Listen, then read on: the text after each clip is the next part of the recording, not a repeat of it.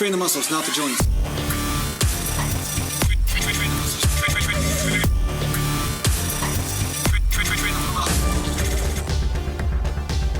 Welcome back to Natural Bodybuilding Mountain. And today I'm going to talk to you a little bit about pull-ups or even lat pull-downs for the most part, because they are similar. They're not exactly the same, but they are similar movements.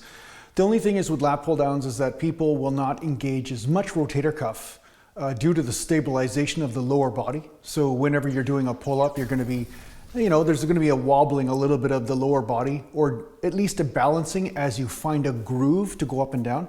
Now, when you're doing pull-downs, because you're using a cable, it's not really necessary to find a groove.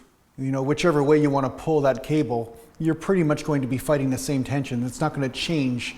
Where when you're doing a pull-up, gravity is straight up and down no matter how you do it, and that is going to remain a constant, which changes the dynamic of how the muscles fire and what order they fire in, right? So that's why pull-ups and pull-downs are not universally exchangeable. They're good to do both, at least a little bit in your training if you can. Now, one thing I want to talk about today, and it's a pretty simple concept, but it's something that I find is missed in YouTube and Instagram, and I see it in posts on TikTok and stuff all the time, like all over the place you see this, where people will talk about cheating when it comes down to a pull-up. So they'll always talk about you have to lock the arms at the bottom and then perform the pull-up all the way up and then come right back down again and lock the arms out. Now, what I've found is that locking the arms out does nothing extra in order for you to get a bigger back. So assuming that you're doing pull-ups to get a bigger back, we're going to say that you need to put all the tension on the back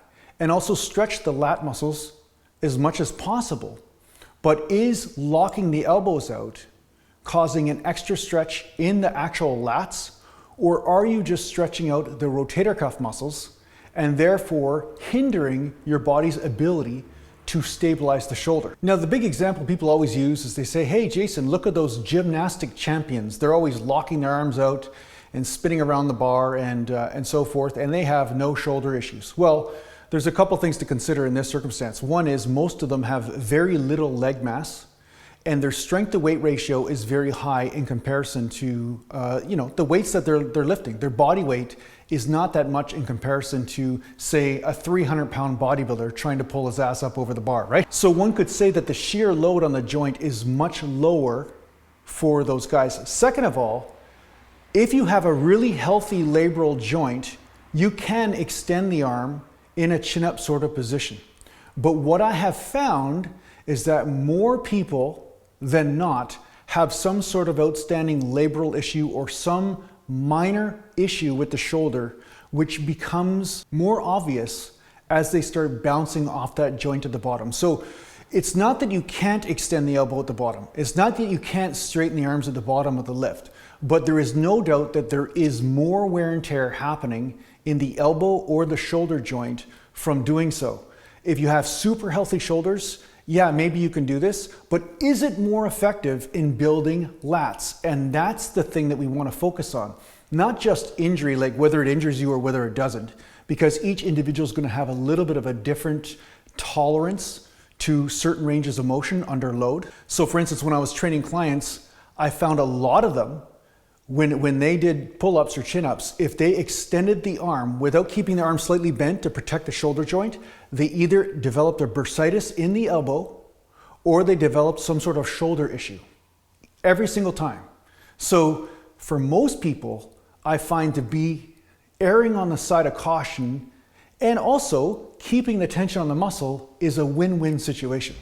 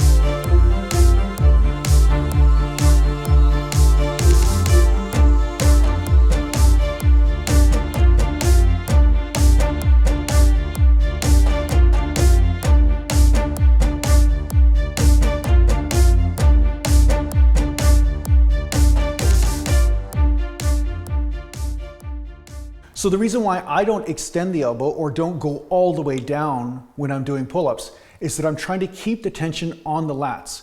And when I find I go that extra inch down, because I have a labral tear in my shoulder and a rotator cuff tear in my left shoulder, hockey injuries, right? Stuff that happened outside the gym like I've talked about.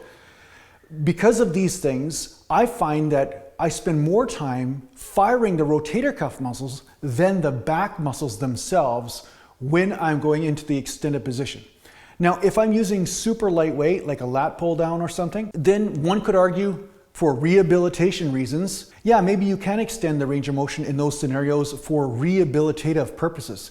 But when you're using more challenging loads, such as 20 rep range, 15 rep range, 10 rep range, right? Or adding a variable of stabilizing like is involved in the pull-up, you have to be a bit more careful or a bit more strategic anyway in order to make sure that that tension is hitting the muscle that you want to hit failure.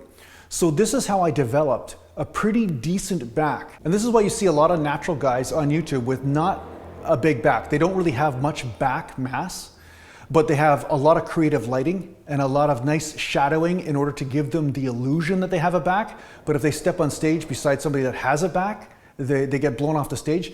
Well, this is one of the reasons why. I mean, of course, genetics play a factor, but one of the major reasons why they don't have back development is because they are training their arms and their rotator cuff most of the time when they're doing their pull-ups and their lat pull downs. And even their bent over rows, they're training their arms and their rear delts, and they're not necessarily training the lats. Because usually these are the same guys that say the Dorian Yates row doesn't work and it's all cheating and all this sort of thing. So what I'm gonna say is, if your goal is gaining mass on the lats, you want to keep the tension on the lats, and sometimes that means not extending all the way down during your pull-up. And this is what's given me results. Now you can do your own experiments. When you're doing the pull-up, lower yourself down slowly and see where you notice the transfer of the stress from the lat, and then where it all of a sudden goes more into the armpit, shoulder area, or bicep, or rear delt. You'll notice there's almost like a handoff. Almost like, when guys are handing a bucket of water down the line, you'll notice there's almost a handoff from lat to now all of a sudden the tension leaves the lat and then it goes into more the rotator cuff. And that is the part of the movement that you want to avoid if you want to concentrate the stress on the lats, so that way you get that V taper and get a biggity back. Mountain. Okay? Which one do you want to ski on? So that's all I wanted to share today is to tell you the reason why I don't go all the way down in the lat pull down. Yeah, sometimes looks stupid, but like I said, what looks stupid and what's more effective are sometimes the same thing, So anyway, I hope this helps you out in your training. Thanks a lot for watching. If you need to get a hold of me, just go to naturalbodybuilding.com. And thanks a lot to the Patreon supporters. Maybe I'll put them over here today. I'm gonna put them over here. And on Patreon, I am doing a podcast every week, and it's only $5 a month and you get to tune into all this free information. So yeah, I'll see you on Patreon. If I don't see you in the next video, I'll see you there or here. Mountain.